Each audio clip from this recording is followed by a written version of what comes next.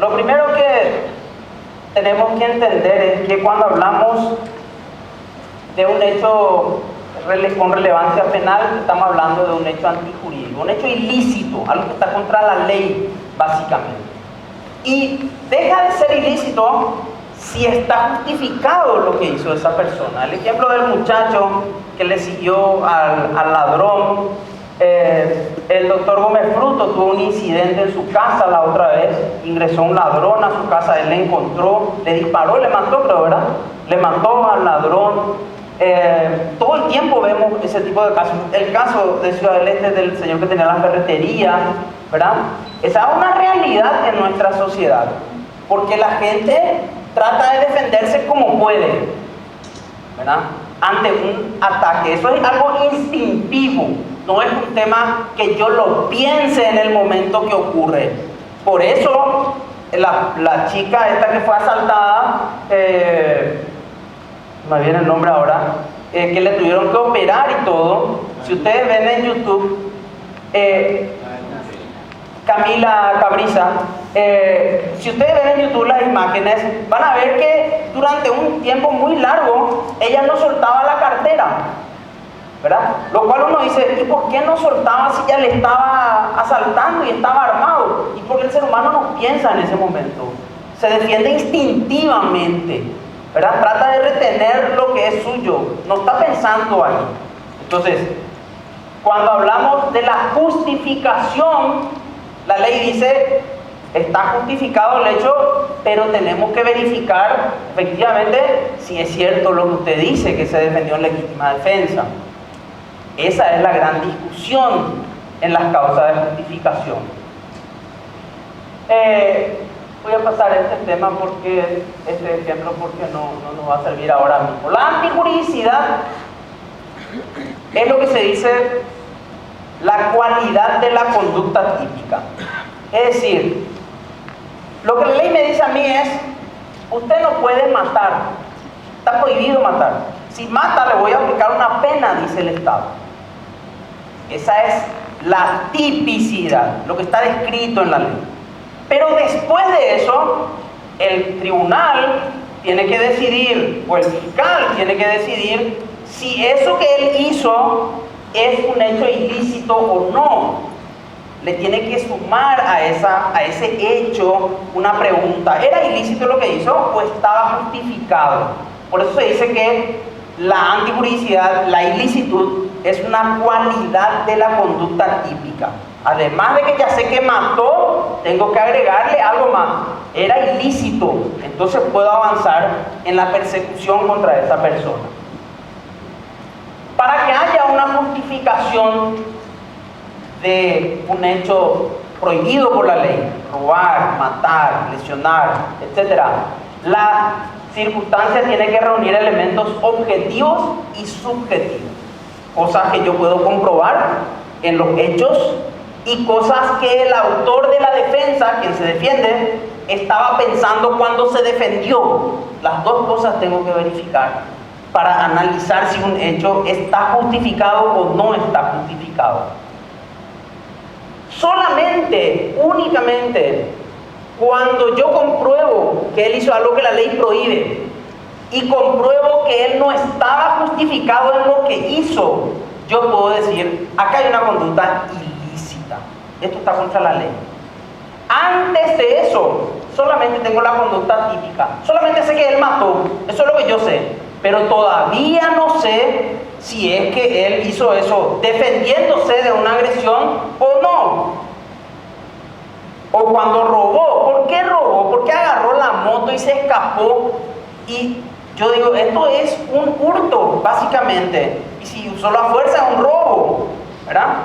Si es que llevó la moto. Pero si después lo hecho, a mí me dice, su vecino estaba desangrándose y agarró la moto y le llevó al vecino al hospital, entonces yo digo, cuidado, acá hay un estado de necesidad justificante.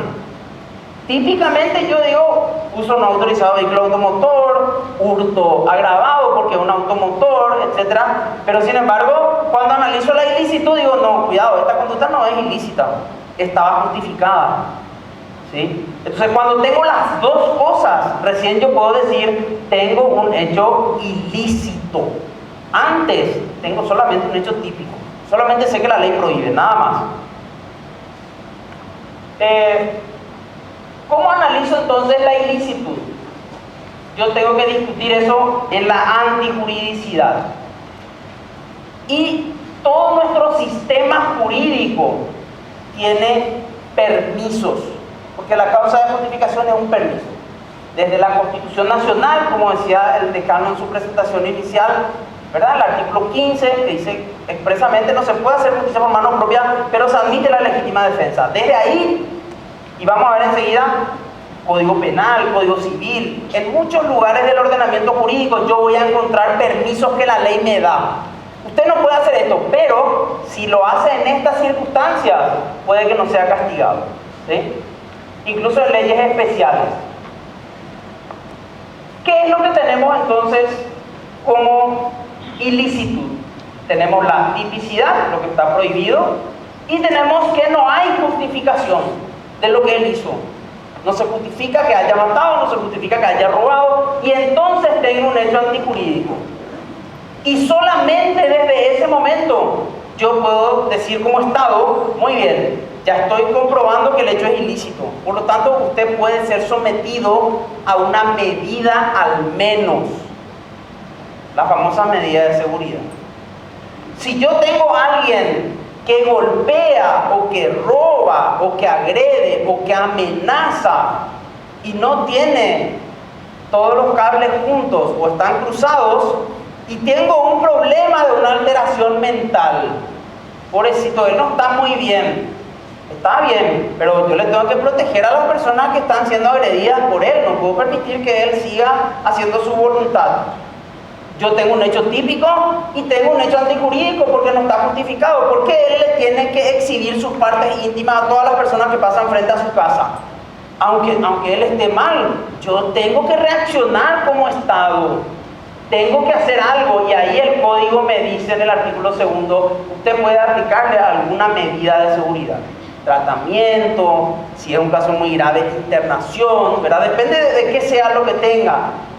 Por la tele escuchaba la otra vez una madre del barrio Roberto L. Petit que decía, en la Chacarita, que decía, no puedo contenerle a mi hijo, él es adicto al crack y por eso roba, porque tiene que comprar lo que necesita para consumir y no puedo hacer nada, tiene 16 años, es feroz, no le puedo atajar, ¿qué puedo hacer? ¿Verdad? Entonces yo tengo a alguien que comete un hecho típico sin estar justificado, pero no me alcanza seguramente para castigarle con una pena, porque esa persona ya tiene un problema serio de trastorno por la adicción. Entonces seguramente no voy a poder aplicarle una sanción penal, pero sí voy a poder aplicarle una medida. Y volvemos a lo mismo que dijimos al principio, ¿dónde? Es la pregunta. Y uno le pregunta a los jueces y los jueces no saben tampoco. ¿Dónde le envío? Si todas las instituciones, casi todas, que tratan ese tipo de problemas son privadas. Es decir, hay que pagar ahí. ¿Y quién va a pagar? El Estado no tiene dinero. No le puede obligar tampoco porque no tiene tampoco lugar. Entonces, volvemos a lo mismo. Yo puedo tener una excelente norma como tengo en el tema de la medida de seguridad. Tengo la posibilidad de la internación, del tratamiento, pero no tengo los recursos. No tengo dónde enviarle a esa persona. ¿Qué son las causas de justificación? Le decía recién, las causas son permisos que le da el mismo orden jurídico a la persona, al ciudadano. Y le dice, usted puede llegar a cometer estos hechos si es que ocurren estas circunstancias, no en cualquier momento, ni de cualquier manera. Bajo ciertas circunstancias usted lo puede hacer. Son siempre de naturaleza legal. Yo no puedo crear una causa de justificación sobre la base de una interpretación. Para que yo pueda decir, su conducta estaba justificada, o si yo soy autor del hecho, mi conducta estaba justificada, la ley tiene que decir, esto que usted hizo en esta circunstancia está permitido. No puede ser interpretado. Por eso que tiene que estar expresamente en la ley, tiene naturaleza legal. Por eso está expresamente en el Código Penal, en el Código Civil, en la Constitución Nacional, pero se tiene que decir, ¿sí? Decíamos, en cualquiera de estas normas y en muchas otras, yo voy a encontrar causas de justificación seguramente, ¿verdad? No solamente en el Código Penal. ¿Cuál es la consecuencia si hay una causa de justificación? Si yo no tengo causa de justificación, entonces yo digo, acá hay un hecho antijurídico, no está justificado. Usted mató, pero no está claro si fue en legítima defensa. Esto no es suficiente para decir que usted actuó en legítima defensa. Y sin embargo, si tengo una causa de justificación, aunque la conducta sea típica y esté prohibida por la ley, yo no puedo decir que es ilícita. Y si no es ilícita, el Estado no le puede castigar. Y ahí surge el gran problema que mencionó el doctor antes. ¿Qué hago cuando tengo dudas de si fue legítima defensa o no fue legítima defensa? Y la ley procesal me dice, mándele adentro, no me interesa. Evacue después su duda si usted quiere, pero primero adentro, ¿verdad? Y sin embargo, tengo seria sospecha de que pudo haber sido legítima defensa. Hay un caso enigmático que se resolvió hace poco en una sentencia de una mujer que dijo que actuó en legítima defensa, ¿verdad? Muy interesante el fallo del tribunal, muy interesante. Más allá de la presión, que la gente dice, hay demasiada presión para los tribunales. Y hoy decía el doctor Lorenzetti en Argentina, acostúmbrense. Si usted es juez y si es fiscal, acostúmbrese a la presión. Porque la vida es así. Y la sociedad espera de usted todo, ¿verdad? Y si no está dispuesto a soportar la presión, haga otra cosa, ¿sí? Pero en la justicia va a tener presión. De la víctima, del aprendido, de la sociedad, de los medios, siempre va a haber presión. El tema es hasta dónde puede administrar uno esa presión, ¿verdad? Entonces, yo puedo tener un hecho en el cual digo, pero este muchacho le persiguió y esta víctima tenía 20 antecedentes, tenía de robo. Y él no tiene ninguna prueba de que haya estado robando la víctima en ese momento, cuando él le persiguió, tenía una escopeta, me parece, en esa oportunidad, una escopeta creo que era. Una escopeta o un rifle, un arma larga era. Y le persiguió, pero no tiene ni una prueba. No le vio nadie, porque lo único que vio alguien, creo que fue que él le seguía. Y cuando se produce el disparo, no había nadie en ese lugar, ni filmación ni nada, porque no había por supuesto cámara, ¿verdad? No, eso no es tan antiguo como lo de la goma, pero es también medio 81, no. Imagínense que el internet llega a Paraguay más o menos, en el 94, 95 recién llega el internet. Antes de eso no había mail, no había nada, ¿verdad? Y qué importantes son, ¿verdad?, los medios técnicos hoy para la investigación de la verdad de un hecho. Las causas de justificación siempre tienen en común que hay elementos objetivos que yo tengo que corroborar. Por ejemplo, en la legítima defensa tengo que corroborar que hubo agresión, tengo que corroborar que la defensa fue necesaria y racional. Y tiene también elementos subjetivos. Él tiene que saber que está obrando en legítima defensa.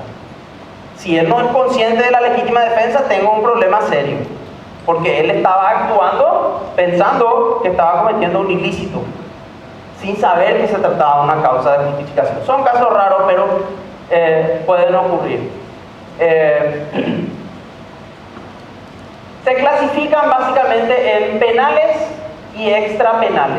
Entre las penales hay tres en el código: la legítima defensa, el estado de necesidad justificante y la muerte por estado de necesidad en el parto.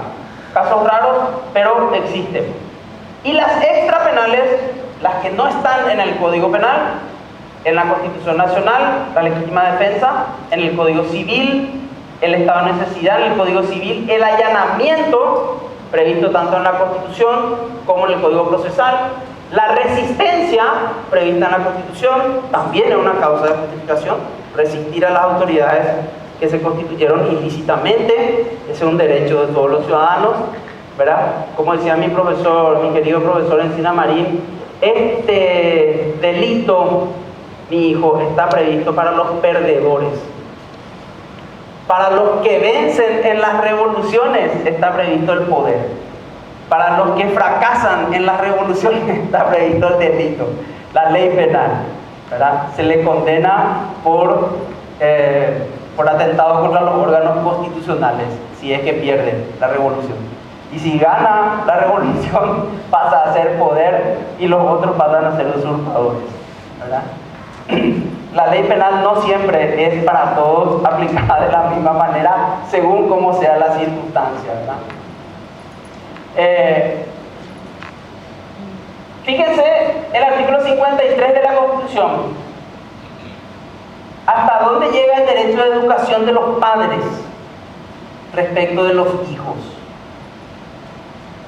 Según alguna interpretación jurisprudencial, en determinados casos el empleo de la fuerza está permitido y esto es considerado como una causa de justificación.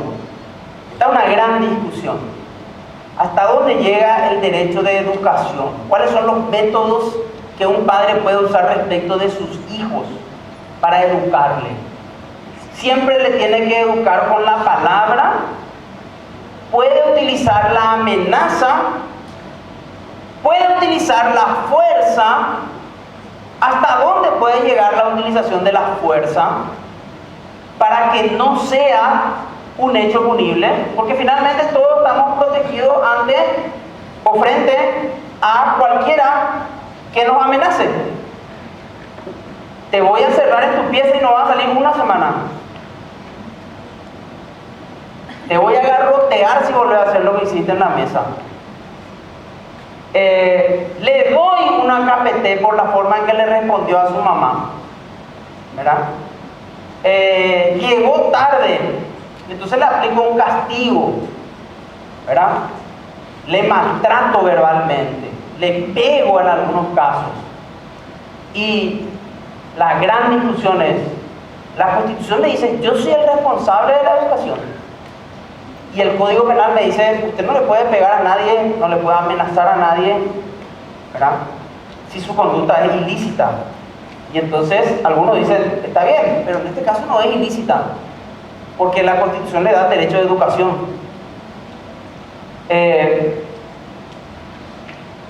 Y la patria potestad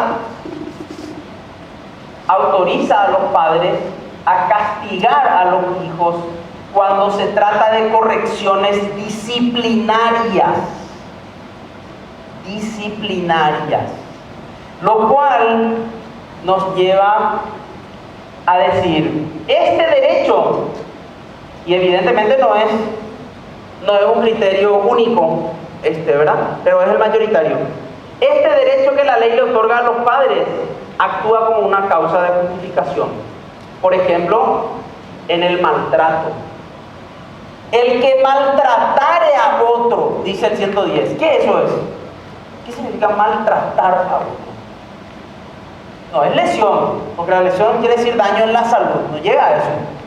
¿Qué es el maltrato? El acapete, el estirón de oreja, el estirón de cabello, el zarandeo, el empujón, esos son maltratos.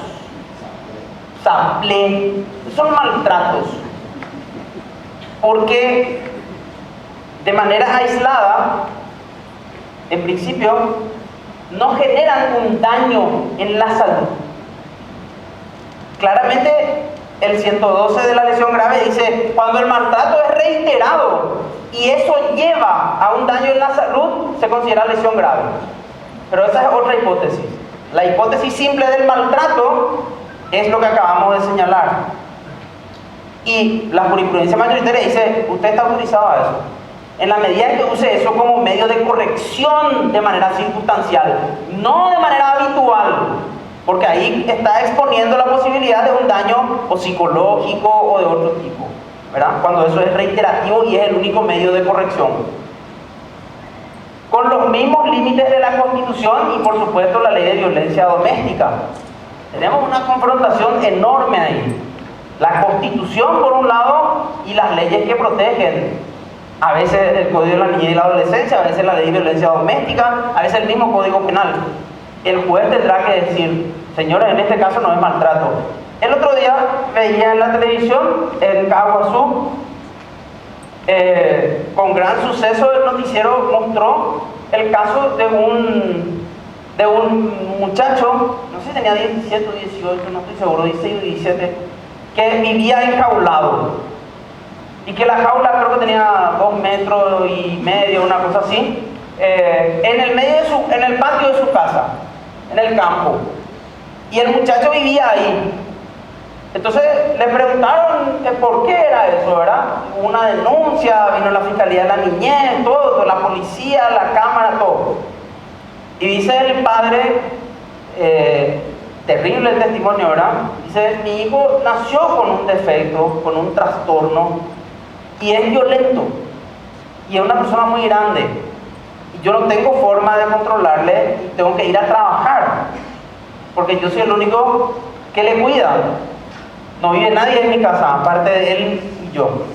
Entonces tengo que ir a trabajar y no tengo dónde dejarle. Si le dejo encerrado en la casa, se va a hacer daño. ¿Sí? Entonces la única forma, yo recurrí a la municipalidad y recurrí a la defensoría y me dijeron que no tenían solución. Y entonces en la municipalidad me dieron el dinero para hacer esta jaula. Esa es la respuesta que le dio el Estado a su problema dramático. ¿Qué puede hacer esa persona que vive en esas condiciones, sin ninguna posibilidad de hacer otra cosa, de internarle ni de pagar nada? ¿Verdad? Y entonces yo digo, espera un rato, pero eso es privación de libertad. ¿Cómo le vas a tener a una persona enjaulada? ¿Verdad? Y entonces él me va a responder con la realidad y me va a decir, pero yo soy su papá primero. Segundo, recurro a la autoridad y me da la jaula. ¿Cómo arreglo yo ese problema? La ley no me va a dar la solución, nunca me va a dar la solución, por lo que dijimos antes. Estos son problemas estructurales, sociales. Ni si cambio 20,000 veces el código. ¿Y qué pasa si yo le proceso a él?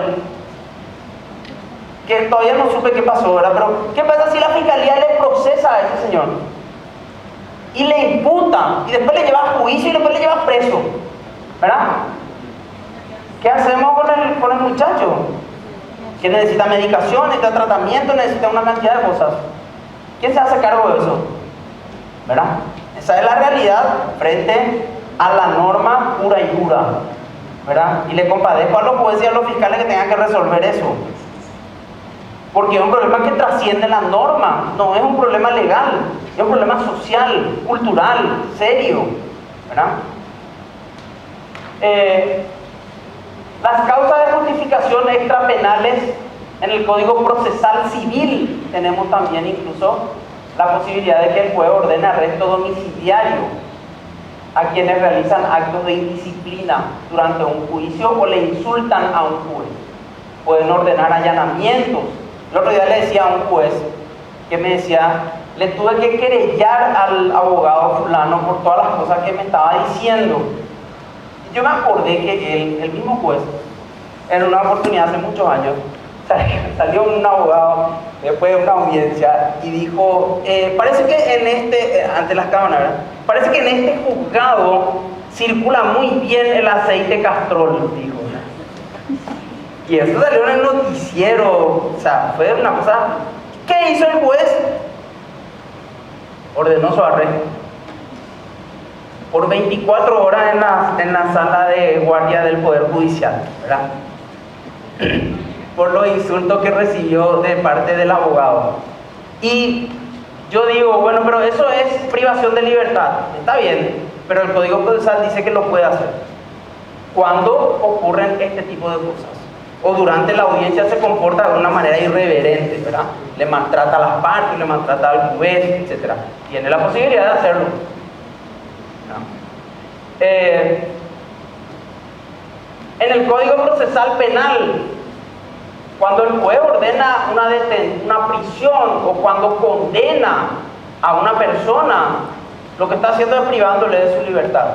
Sin embargo, eso está justificado porque la ley le da esa autoridad. Le dice, cuando se comprobó, usted tiene que condenar y usted tiene que ordenar que se vaya preso si la pena es privativa de libertad. Cualquier persona, según la Constitución, puede detenerle a alguien que esté en flagrancia. Cualquier persona lo puede hacer, no hace falta que sea autoridad, ¿no? Según el artículo 12.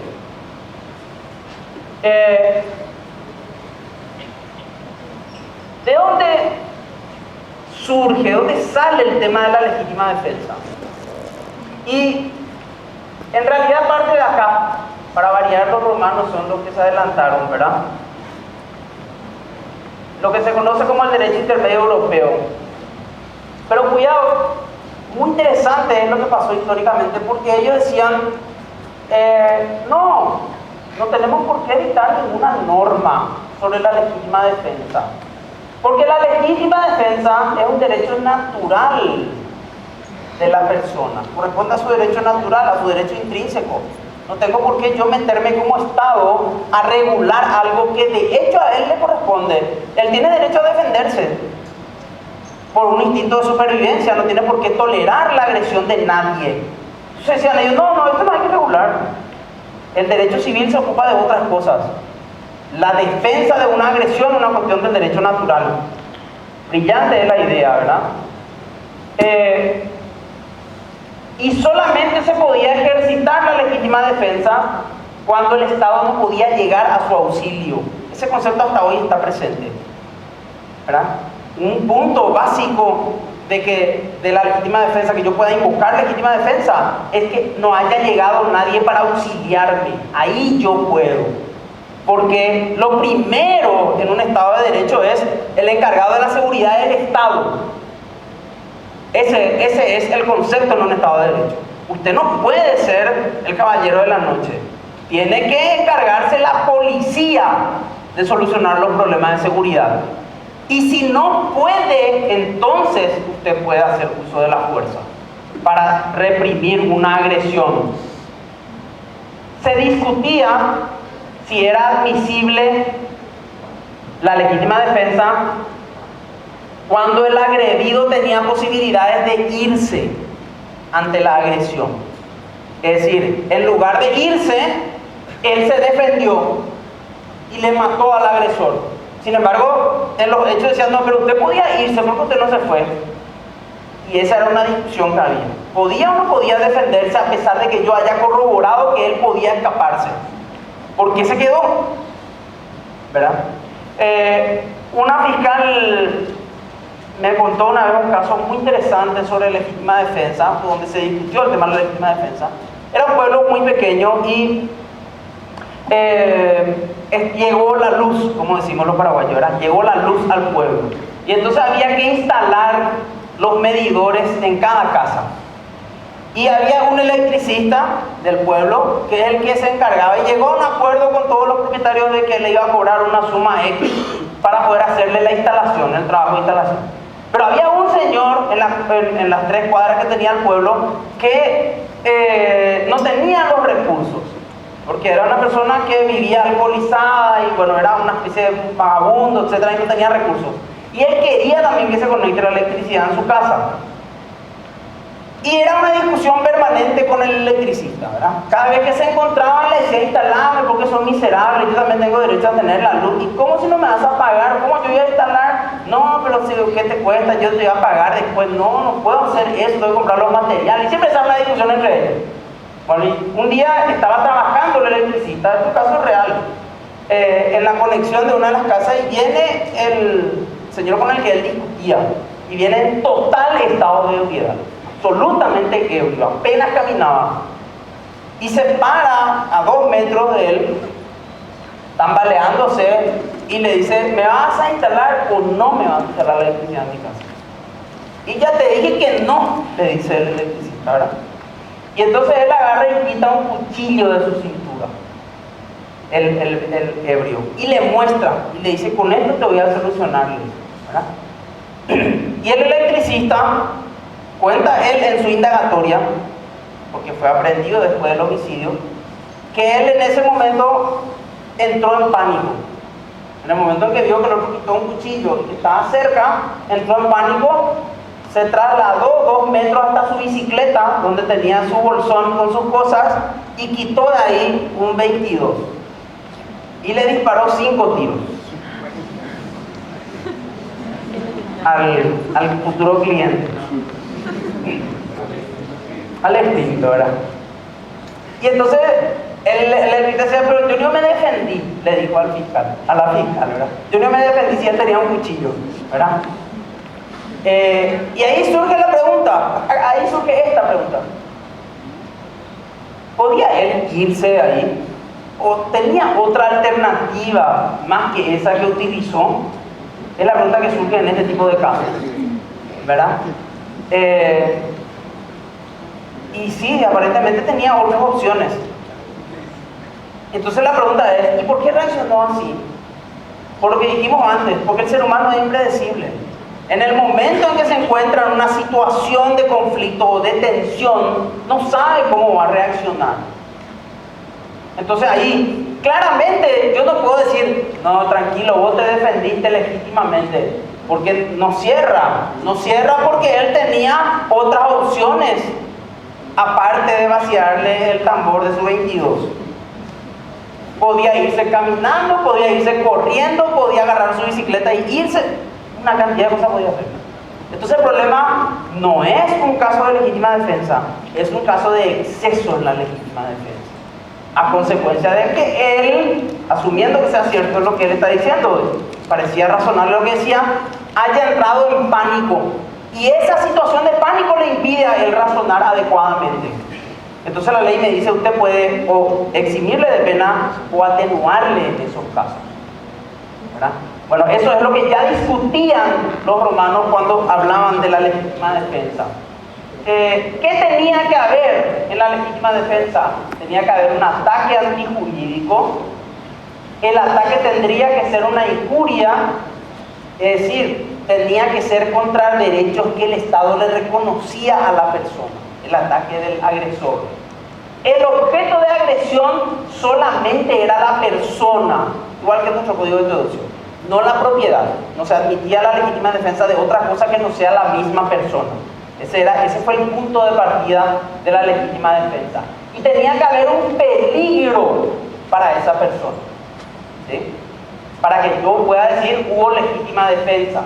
Y tenía que haber proporcionalidad entre la manera en que se defendió y la manera en que estaba siendo agredido.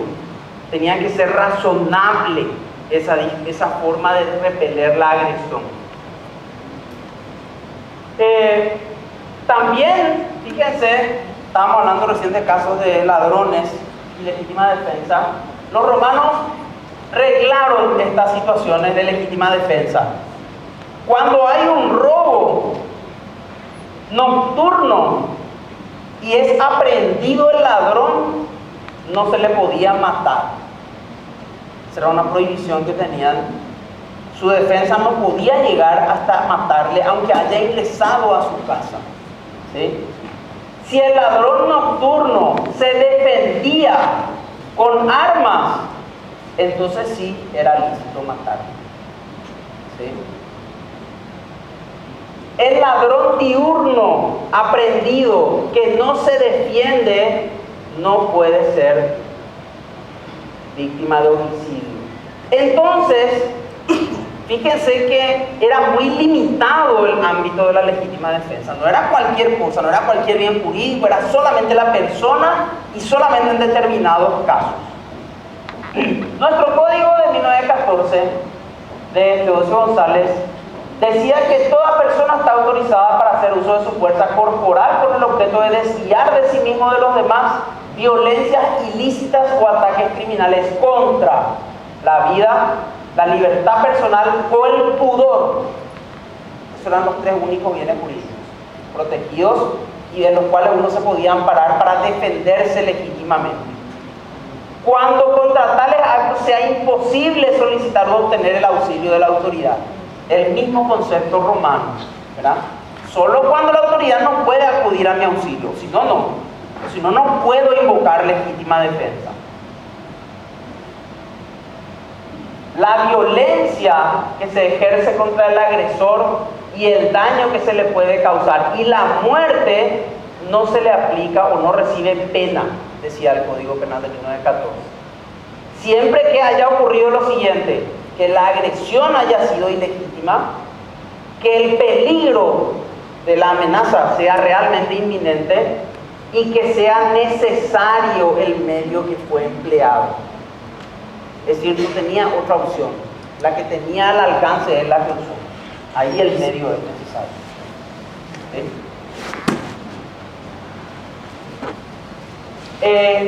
Esto es sumamente importante. La actualidad como requisito. El Código de Teodosio decía: las heridas o la muerte que reciba del agredido el injusto agresor, después de terminado el ataque o alejado el peligro, serán castigadas como delitos voluntarios, a menos que pueda justificarse por otros motivos. Este es un concepto que está hoy todavía presente. Yo puedo defenderme si la agresión está presente. Si la agresión terminó, me tengo que olvidar de defenderme. Ya no puedo según la ley. Hoy es exactamente igual. Se requiere la presencia de la agresión. No le puedo perseguir y liquidarle, porque eso no es legítima defensa. Puede ser otra cosa, pero legítima defensa no es. ¿Sí? Decía el Código de Teodosio que si el que actuó en legítima defensa le hería o le mataba al agresor, estaba obligado a dar aviso a la autoridad pública o judicial más inmediata dentro de las 48 horas. Si no cumplía con esta obligación sin motivo justificado, era castigado con la pena establecida para el hecho. Es decir, no me interesa si fue legítima defensa. Si pasó 48 horas y vos no avisaste sin motivo justificado, es homicidio. Chao. La ley decía eso. O sea, era un límite súper importante. ¿Qué está atrás de esto? Atrás de esto está: vos no sos la autoridad. La autoridad es el policía, o es el juez, o es el fiscal.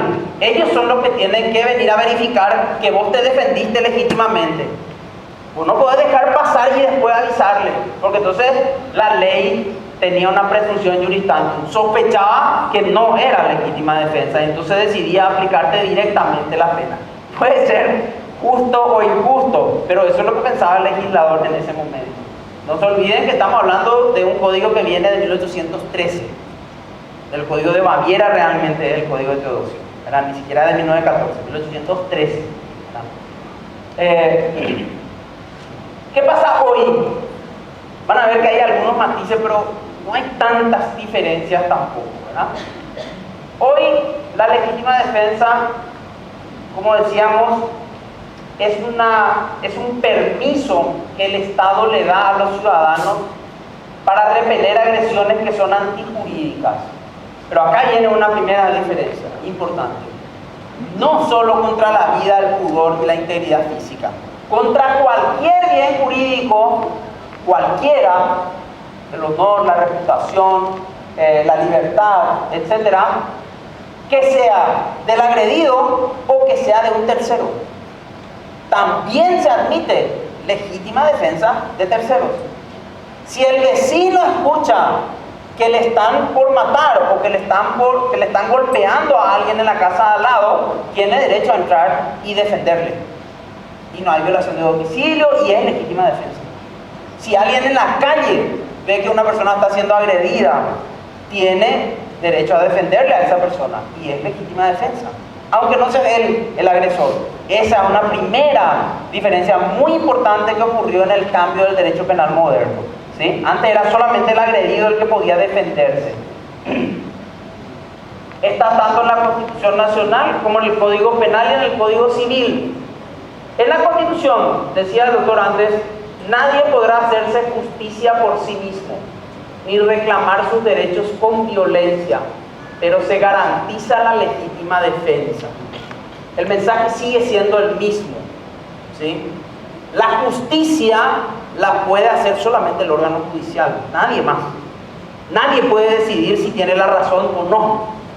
Si tiene una discusión con alguien, la tiene que trasladar al ámbito para que resuelva un tercero, si es que él no logra ponerse de acuerdo con ese otro. No puede decir él que él tiene la razón. Porque si no, ¿verdad? Se ubica en la posición de la autoridad. Y cuando se ubica en la posición de la autoridad, él es el que juzga y la víctima. Y entonces está en desventaja el otro. ¿Sí? Eso es justicia por mano propia, justicia por sí mismo. Cuando yo decido que yo tengo la razón y que yo puedo hacer algo con esa persona, ¿sí? Porque me hizo otra cosa, eso es justicia por mano propia, ¿no? Evidentemente que la gran discusión es, y no tienen una respuesta única, ¿qué pasa en países como el nuestro? Perú, Bolivia, Argentina, Ecuador, Latinoamérica en general, Brasil, ¿verdad? Muchos lugares donde la gente se siente desprotegida y todo el tiempo le roban, todo el tiempo le asaltan, todo el tiempo le matan, todo el tiempo le violan, ¿verdad? ¿Y qué está sucediendo? Y en Perú y en Bolivia ya se instaló el linchamiento, ¿verdad? Y los grupos que le linchan al violador o al ladrón deciden que es culpable y ejecutan directamente la sanción. O le matan o le lesionan, ¿verdad?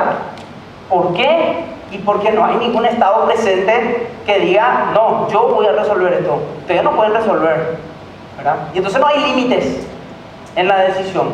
Por eso es que se habla de que está prohibido hacer justicia por mano propia.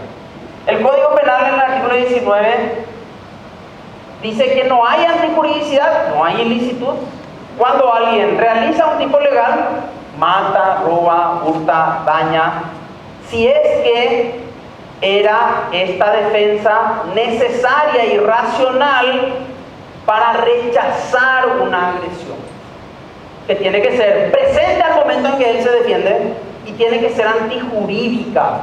Tiene que ser ilícita, no tiene que tener permiso. Si viene el oficial de policía con una orden de detención, es cierto, es una agresión, me va a detener, pero no es ilícita. Él tiene una orden de detención, él puede utilizar la fuerza, ¿sí? Entonces yo no puedo defenderme con el pretexto de que él me va a detener. Eso no es legítima defensa, ¿sí? No puedo invocar legítima defensa ante un hecho lícito de la autoridad. Me va a echar del lugar que estoy ocupando ilícitamente y hay una orden judicial. Yo no puedo apedrearle o tirarle palo porque yo creo que yo tengo la razón y él no puede echarme. No, lo siento, hay una orden judicial, se terminó la discusión y tiene derecho a usar la fuerza, ¿sí? En el Código Civil tenemos algo parecido. El hecho impuesto por la legítima defensa no es contrario al derecho, dice el Código Civil. Y esta defensa tiene lugar cuando es exigida para apartar de sí o de otro un ataque actual en violación del derecho. El concepto es el mismo, exactamente lo mismo. Hay una agresión, hay un ataque que no es un ataque lícito, y si alguien se defiende ante eso, ese hecho de defenderse no es contrario al derecho. Le está permitido. También en 1838 habla de los efectos. ¿Qué pasa cuando yo actúo así en el ámbito civil? No es responsable del perjuicio que cause al agresor. O sea, civilmente tampoco tiene consecuencias. El que yo me defienda ante un ataque, si rompí algo de él o si le causé algún daño. Esta necesidad no nos da el tiempo para hablar. Pero, ¿cuáles son los elementos de la legítima defensa? La agresión. El tercero, esta agresión tiene que ser presente. ¿Cuándo una agresión es presente? Cuando es inminente, está por ocurrir. No hace falta que empiece la agresión.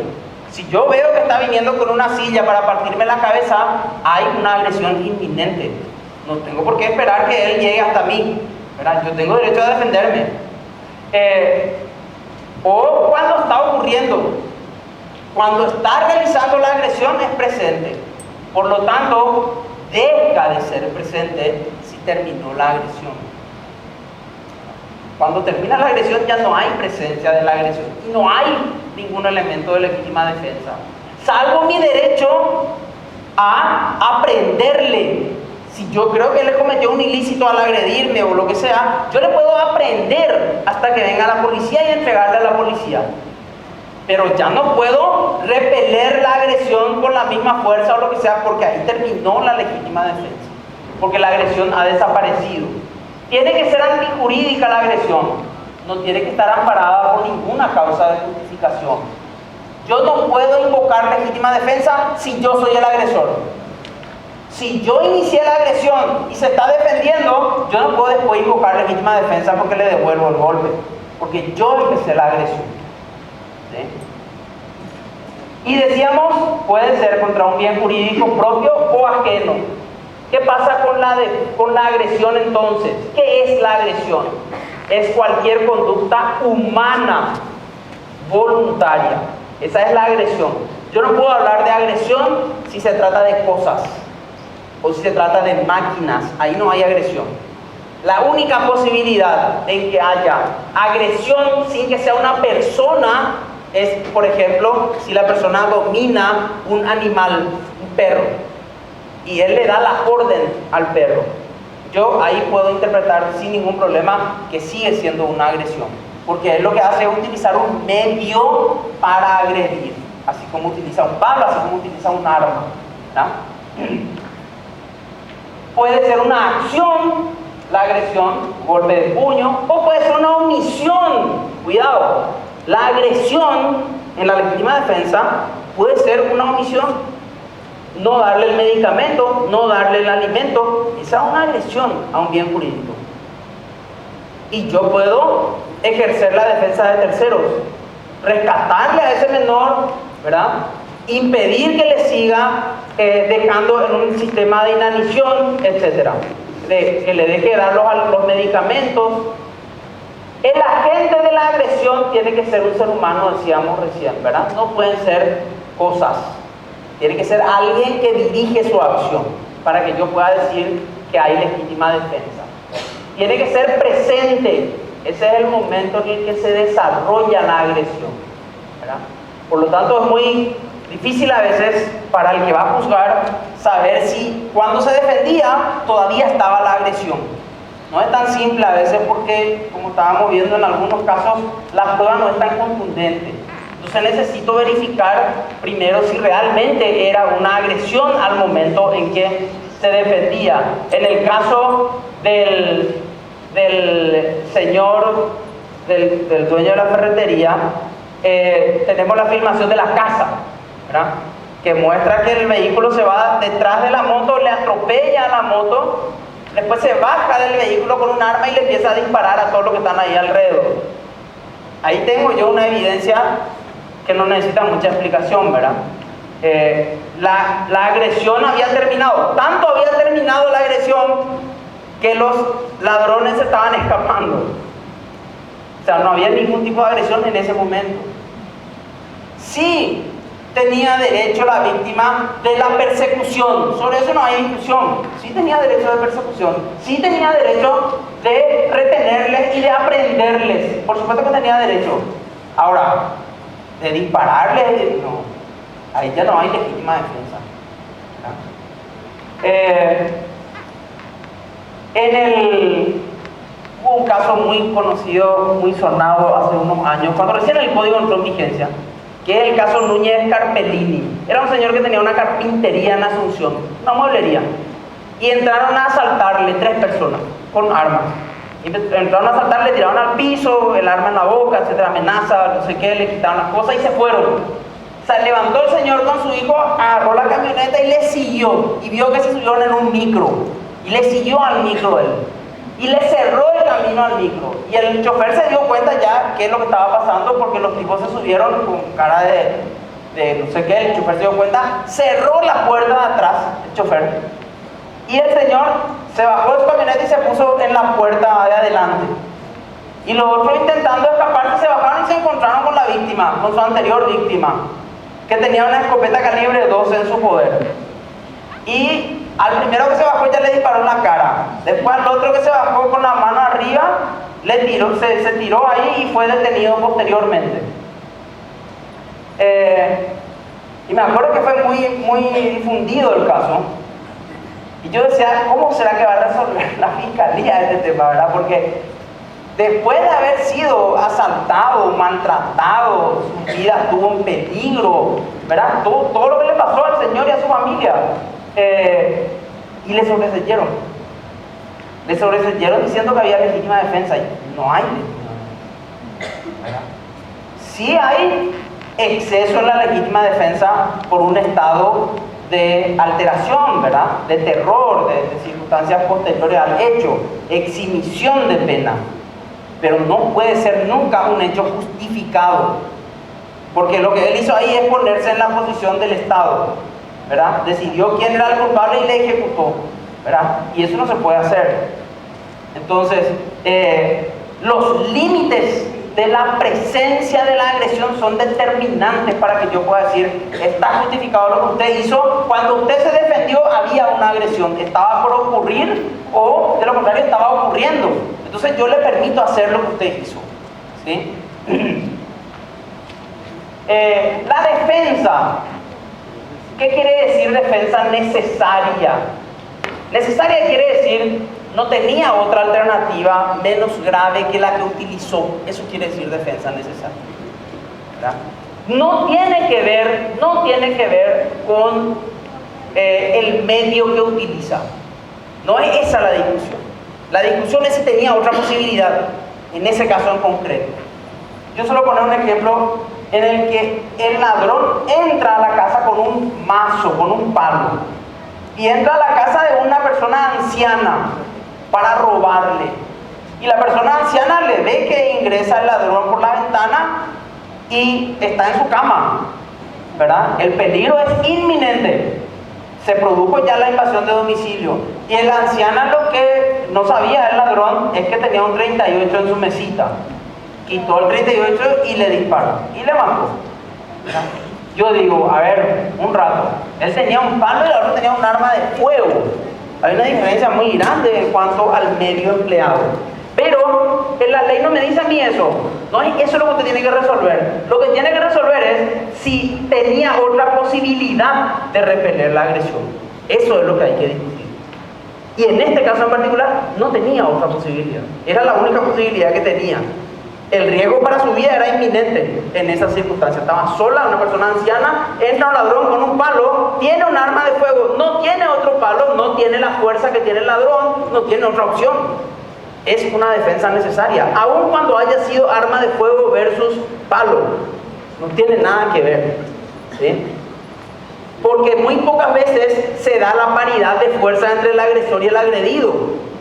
Cuando la víctima es una mujer o es un menor, yo no le puedo pedir que él busque el medio más adecuado para defenderse, porque en el momento en que se produce la agresión se defiende con lo que tiene al lado, ¿verdad? Eso es necesariedad de la agresión. Y racionalidad es con qué intensidad se defendió. Con qué intensidad se defendió en esas circunstancias siempre, ¿verdad? Y hay ejemplos muy, yendo al tema de la diferencia de fuerzas. Mike Tyson, que es un boxeador, fue un boxeador muy importante, campeón del mundo, etc., tiene un problema, un trastorno, que es, él es una persona que tiene el trastorno que le golpea a las mujeres. Una persona agresiva, ¿verdad? Estuvo preso, una cantidad de cosas. Si él llega a su casa y discute con su mujer y la mujer le golpea en la cara con un cachetazo, ¿sí? Porque le da rabia las cosas que le dice o lo que fuere, es una agresión que no está justificada. Y entonces no tiene nada él en su mano ni nada cerca y dice, bueno, ella me pegó, yo también le pego. Y le da un cachetazo, solamente que el cachetazo de una persona de 140 kilos tiene una potencia multiplicada no sé en cuánto, ¿verdad? Frente a la agresión que acaba de recibir. Aunque el medio haya sido idéntico, la intensidad es totalmente desproporcionada. Totalmente desproporcionada. Y es el mismo medio empleado. Entonces ahí lo que yo voy a medir es cuán intensa fue la defensa frente a la agresión que recibió. A usted le estaba pateando un menor de 10 años y le estaba intentando quitar su billetera. Y usted agarró un palo y le partió por la cabeza. La intensidad es totalmente desproporcionada. No hay relación entre la intensidad de la agresión y la intensidad de la defensa, ¿verdad? Y uno dice, bueno, pero son demasiados requisitos. Sí, son muchísimos requisitos. Porque la ley no quiere que cada uno decida cómo se va a defender y cuándo se va a defender. La ley no quiere eso. La ley quiere que se defienda cuando no hay otra opción. Solamente ahí, ¿sí? O si no, va a ocurrir lo que está pasando en otros países y lo que está ocurriendo ahora, o lo que pasó con esta chica tan famosa ahora, ¿verdad? Esta maga no sé cuánto. Que ella decidió que se enojó con su novio, sacó un 38 y disparó ahí en el estacionamiento. Terminó un taxista con una herida en el pie, ¿verdad? Si cada uno va a decidir cómo va a reaccionar ante las circunstancias, va a ser ley del oeste, ¿verdad? Va a ser un desastre. Entonces, por eso es que la ley en un Estado de Derecho dice, usted puede defenderse, pero bajo ciertas reglas. No es como usted quiera, ¿verdad? La defensa, entonces, es una conducta humana del que pretende rechazar una agresión, sea que se dirija hacia él o a un tercero. En eso consiste la defensa, del que se defiende, el que invoca la defensa, ¿verdad? Es necesaria cuando el que se defiende no tenía la posibilidad de acudir a otro medio o de recurrir a la autoridad. Ahí es necesaria, no tenía otra opción más que la que utilizó. Y racional, ¿verdad? Es cuando guarda proporción en su intensidad con la agresión, no en el medio, en la intensidad con la agresión, ¿verdad? No se trata de la proporcionalidad del medio entre la agresión y la defensa. Entonces tenemos que tener en cuenta tanto lo que él utilizó como también la posibilidad que tenía de utilizar otro recurso que no sea el que empleó. Y ahí es donde le decimos al electricista, te equivocaste. Lo siento, vos tenías otras opciones, no usaste. Podías agarrar tu bicicleta y irte, podías correr. Él tenía un cuchillo, no te iba a alcanzar nunca, apenas estaba parando, ¿verdad? Pero te equivocaste. La ley no te permite eso, ¿verdad? Por más nervioso que te hayas puesto, etc., no es legítima defensa. Es exceso, en todo caso, en la legítima defensa, pero no es legítima defensa. No me pida que yo diga que eso es lícito. Porque si yo digo que eso es lícito, todo el mundo va a empezar a hacer, ¿verdad? Eso es lo que la ley no quiere. Eso es lo que no se quiere en un Estado de Derecho, ¿verdad? Y sí puedo analizar cuando ya no hay legítima defensa si es que hubo exceso. Pero para eso tengo dos posibilidades solamente: la confusión o el terror. La víctima tuvo que haber estado en estado de confusión o en estado de terror. El agente se defiende de una agresión, pero su defensa, por ejemplo, no es racional, porque él estaba en un estado de excitación emotiva por el miedo que tenía en el momento en que estaba ocurriendo. Era de noche, era una persona muy grande, ¿verdad? Entonces no pudo medir el nivel de la defensa o la intensidad de la defensa. No tuvo serenidad cuando repelió la agresión, ¿verdad? En lugar de dispararle a la pierna, agarró y le disparó al pecho, ¿verdad? Decidió mal, pero decidió mal por una circunstancia, que se encontraba en un estado de terror. No podía en ese momento tomar una decisión correcta, cosa que yo no puedo decir, según el hecho, si tengo un agente de la JOPE o un agente policial. Si yo tengo alguien que está entrenado en armas y que maneja situaciones conflictivas, él no me puede decir a mí yo estaba en un estado de confusión o de terror. No, porque vos sos una persona entrenada, no me vengas a invocar eso. Ahí no hay confusión ni terror, ¿sí? Depende de quién sea también. El sujeto actúa en una situación emocional en los casos de exceso. Y estos estados son estados de ánimo que tienen que ver con una alteración. Es una alteración psíquica la que él sufre en esa situación, ¿verdad? Por la presión, por las circunstancias. La confusión es interpretar el hecho de una manera equivocada de acuerdo a la realidad. Él piensa que está ocurriendo algo y en realidad no pasa eso que él piensa que está ocurriendo. Se encuentra en un estado de confusión, ¿sí? Por ejemplo, cree que está siendo agredido, pero en realidad, esto pasó en Argentina, era su abuela que venía para arroparle. No ocurrió exactamente así, pero ellos vivían en una villa donde había muchos robos durante la noche, muchos hurtos durante la noche. Y él había llegado tarde a su casa, acostado a dormir y escuchó ruido en el patio. Y agarró su arma y salió a la ventana de la cocina que daba al patio. Y vio que había una persona agarrando las ropas. Y era de noche, ¿verdad? Y él dijo, este es un robo más, nos están robando. Y agarró y le disparó. Y era su mamá la que estaba juntando la ropa, ¿verdad? Bueno, ese es un estado de confusión. Él cree que existe una agresión, sin embargo no existe. En la realidad no pasa eso. Entonces la ley dice, sería muy injusto que yo le meta preso al tipo, ¿verdad? Por la tragedia que pasó y porque realmente se confundió. Entonces la ley dice, bueno, exímale si confirma que él estaba en un estado de confusión. Lógico que eso hay que demostrar claramente, ¿verdad? El terror es un estado de pánico. No es cualquier situación de alteración.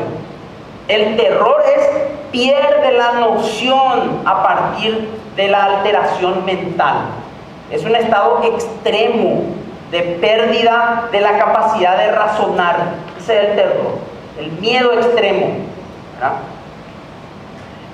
Hay personas que tienen efectivamente pánico a ciertas cosas. Por ejemplo, la claustrofobia, la hidrofobia, la aracnofobia, ¿verdad? Hay diferentes niveles de pánico que cada uno puede tener. Entonces, en ese tipo de circunstancias se presenta esta alteración. O sea, es algo extremo. Y a partir de eso es que no puede razonar adecuadamente cómo defenderse en esas circunstancias, ¿sí? La jurisprudencia rápidamente en la corte dice, en un caso que ocurrió homicidio en Villarrica, Viviano Balbuena, testigo presencial, señaló que Saturnino golpeó con una silla o sillón a Portillo y lo atacó con un cuchillo. Portillo advirtió al atacante con un grito epitaque y efectuó el primer disparo que impactó en la pierna de Saturnino, quien continuó abalanzándose contra Portillo con el arma en la mano, y la respuesta de Portillo fue otro disparo en el cuerpo. Ese es el hecho que ocurrió en este homicidio. Corresponde, dice, revocar la sentencia que condenó al procesado a 5 años de pena privativa de libertad por el hecho punible de homicidio doloso, cuando está demostrado que aquel no tenía otro medio de defensa, además del arma de fuego que portaba para repeler el peligro inminente de perder su vida ante las agresiones que le propinaba la víctima. Necesariedad de la defensa. Es cierto, la atacaba con un sillón y con un arma blanca, pero no tenía otra forma de defenderse. Es más, incluso le disparó primero en la pierna y después le disparó, como seguía la agresión, le disparó al cuerpo. O sea, esto es lo que se llama un caso de manual de legítima defensa, ¿verdad? El doctor Rolón en un voto dijo, las causas de justificación no se presumen y la carga de la prueba corresponde a quien invoca. Es cierto, yo no lo diría de esta forma, sino simplemente en todos los procesos penales la discusión es cuál fue la verdad de los hechos. Esa es la discusión. No importa qué es lo que yo alego. Si yo alego homicidio doloso agravado o si yo alego legítima defensa, yo lo que estoy haciendo es plantar una hipótesis. Estoy diciendo esto es lo que pasó. Entonces, en cualquier circunstancia, sea yo querellante, fiscal o defensor, siempre voy a tener la carga de la prueba de lo que estoy alegando. O si no, no me van a creer. No es que yo como acusado que invoco legítima defensa tengo la carga de la prueba. Siempre tengo que probar lo que yo estoy invocando, o si no la hipótesis se cae, ¿verdad? Pero es parcialmente cierto, ¿verdad? No puedo decir nomás, no, yo actúo en legítima defensa, está bien, pero los hechos tienen que más o menos indicar eso, o si no, no es aceptable. ¿Sí?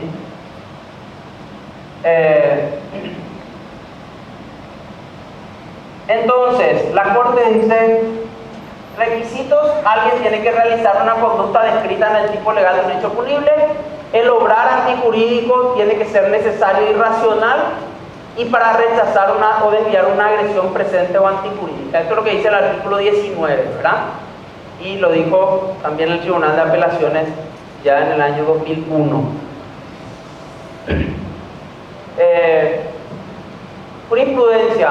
Se deduce en el caso que existió una agresión antijurídica presente, puesto que si bien es cierto, la supuesta víctima habría sacado un puñal para agredir al imputado, dicha agresión todavía no se había ejecutado. Y aunque se considerara que esa primera acción dentro de la despensa, cuando la víctima había sacado su puñal y el autor había gatillado su revólver, pero el arma no disparó, una vez que el mismo había salido del citado recinto, la agresión ya habría terminado. Por tanto, la misma ya no era actual, no dándose así el requisito esencial de la legítima defensa. Eso es lo que les estaba mencionando. Fíjense que acá hubo una amenaza inminente y hubo una reacción, pero después terminó. Cuando salió del lugar ya no había agresión presente, entonces él no puede invocar legítima defensa. Habíamos visto también el tema de la posibilidad de huir, más jurisprudencia. Quiero ir un ratito a la jurisprudencia argentina. La Corte Argentina dijo lo siguiente: se define legítima defensa como la reacción necesaria para evitar la lesión ilegítima y no provocada de un bien jurídico, actual o inminentemente amenazado por la acción de un ser humano. Es una especie del estado de necesidad, puesto que se trata de una situación de peligro para un bien jurídico, que solo puede evitarse mediante la lesión de otro bien jurídico. También jurisprudencia argentina sobre el tema dice: corresponde absolver en el orden del delito de abuso de armas calificado a quien habría disparado contra una comisión policial que intentaba concretar un allanamiento en su vivienda, si al momento de efectuar el disparo el encartado creyó obrar amparado bajo un supuesto de legítima defensa, por entender que se trataba de una represalia por parte de quienes lo habían amenazado de muerte, pues aquel incurrió en un error de prohibición invencible, en tanto no era posible exigirle que se cerciore de la identidad de los sujetos que ingresaban a la finca previo a efectuar el disparo. Entonces, una cuestión que ingresa acá importante: cuando la persona cree que está actuando en legítima defensa, lo que sucede es que hay un error de prohibición. La persona no sabe que lo que está haciendo está prohibido.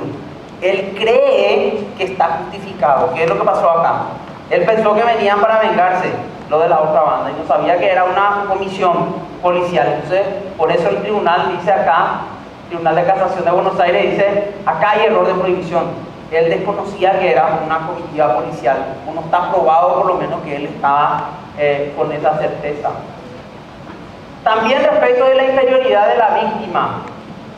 En el homicidio, cuando la víctima presentaba fragilidad y disminución visual, era víctima de una agresión por parte de dos personas, una de las cuales era grande físicamente y no hubo de parte de él una provocación.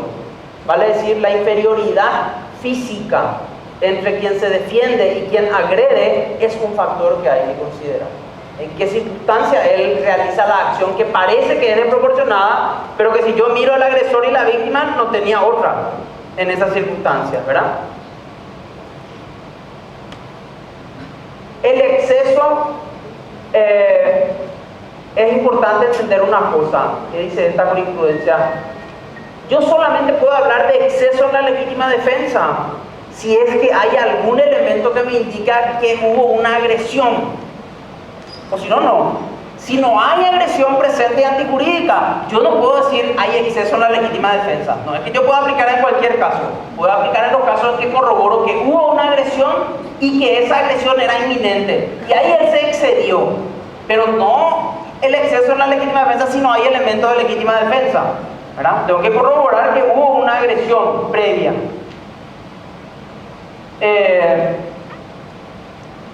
También, fíjense, luego de percibir que la víctima le había lanzado una piedra, se bajó del tractor empuñando una escopeta y comenzó a perseguirlo hasta que el perseguido se detuvo y lo enfrentó. Y en esa oportunidad en la cual ya no había agresión por parte de la víctima, levantó el arma y le disparó. No hay presencia de la agresión. Sí hubo, le tiró una piedra antes, ¿verdad? Pero en el momento en que él se defiende, que él le dispara, no hay más presencia de la agresión. Por eso no puede ser legítima defensa. Y este es un famoso caso que utiliza Belzel incluso, ¿verdad? Un anciano en silla de ruedas observa que unos niños ingresan a su campo para robarle manzanas, como siempre lo hacen. Después de haberle advertido, toma un arma de fuego y le dispara. Esa es la primera posibilidad. La segunda posibilidad, no le dispara, pero le deja suelto a su perro agresivo, quien le persigue a los niños para atacar. Pregunta: ¿hay una agresión ilegítima en este caso? ¿Hay o no hay? Sí hay. Ellos entran a robarle algo que le pertenece a él, ¿verdad? ¿Es presente? Sí, es presente. Entonces viene la defensa. La defensa del anciano, ¿es una defensa necesaria o tenía otra opción aparte de la que usó? ¿Qué opción tenía? Disparar al aire. Disparar al aire. Él estaba en silla de ruedas, totalmente inválido.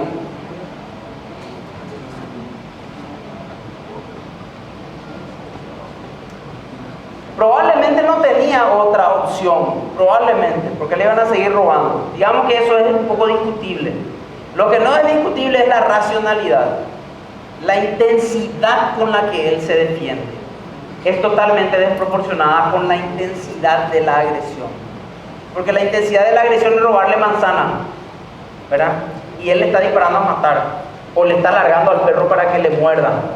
O sea, hay una falta de proporcionalidad en la intensidad. Ahí es donde está el problema en este caso, ¿sí? Él no puede invocar su estado de invalidez para excederse, aun cuando sea inválido. Salvo que la intensidad de la agresión sea importante, que ellos vengan para pegarle a él, por ejemplo. Evidentemente ahí no tiene otra opción, ¿sí?